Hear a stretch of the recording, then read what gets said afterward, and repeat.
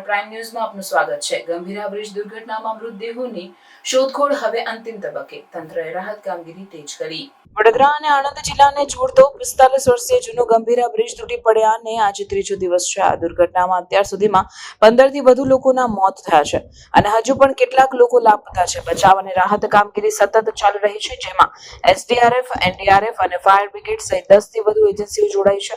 આજે વહેલી સવારે વધુ મૃતદેહો મળી આવ્યા છે અને કલેક્ટર અનિલ ધામેલિયાએ જણાવ્યું છે કે મૃતદેહોની શોધખોળ હવે અંતિમ તબક્કામાં છે।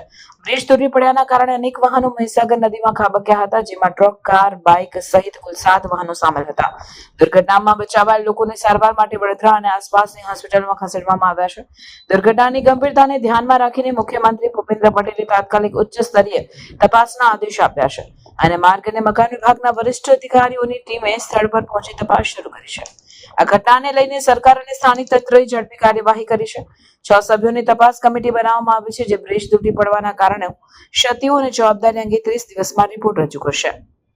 સ્થાનિક લોકો અને રાજકીય આગેવાનો તરફથી પણ બ્રિજની જર્જરિત હાલત અને અગાઉ કરવામાં આવેલી રજૂઆતો અંગે પ્રશ્નો ઉઠાવાયા છે। હવે સમગ્ર રાજ્યમાં જૂના અને જર્જરિત બ્રિજોની તપાસ શરૂ કરવામાં આવી છે। આ દુર્ઘટનાએ સમગ્ર વિસ્તારમાં શોક અને ચિંતાનો માહોલ સર્જ્યો છે। મૃતકોના પરિવારજનો માટે સહાનુભૂતિ વ્યક્ત કરવામાં આવી છે અને ઇજાગ્રસ્તોને તાત્કાલિક સારવાર મળી રહે તે માટે તંત્રએ તમામ પગલાં લીધા છે। ઘટનાની ગંભીરતા અને જવાબદારી નક્કી કરવા માટે ઉચ્ચ સ્તરીય તપાસ ચાલી રહી છે, જેથી આવનાર સમયમાં આવી દુર્ઘટનાઓ ન બને। પરમ દિવસે જે ગંભીર અકસ્માત થયો એમના અંતર્ગત આપણે રેસ્ક્યુ કામગીરી ચાલુમાં છે। આપણે ખાસ કરીને કિચડની પરિસ્થિતિઓથી ઉપરના ભાગમાં બ્રિજની સ્ટેબિલિટીના પ્રશ્ન હોવાથી ઉપર ક્રેન કામ કરે છે, એમને આપણે સેફલી કામ કરી રહ્યા છીએ।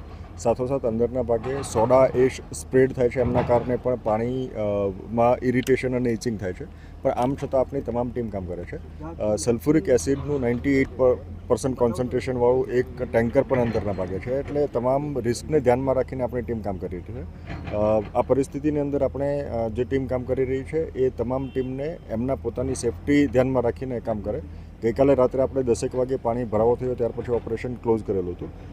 ત્યાં સુધીમાં ઓપરેશન હોલ્ડ કર્યું ત્યાં સુધીમાં આપણને 18 ડેડ બોડી હાથ મળી હતી। પરમ દિવસે જ્યારે આપણે એમનું લિસ્ટ બનાવ્યું, મિસિંગ પર્સનનું લિસ્ટ, એ કુલ 7 લોકો હતા। એ 7 પૈકીમાંથી આપણને ગઈકાલે સવારે એક વધારાનું લિસ્ટ મળ્યું, એટલે કુલ 8 લોકો મિસિંગ હતા। આ પૈકી આપણે 12 પરમ દિવસે મળ્યા હતા। ગઈકાલે પણ 6 ડેડ બોડીઝ આપણે રિકવર કરી છે। આજના દિવસે 2 ડેડ બોડી આપણા મિસિંગ પર્સન પૈકીની છે।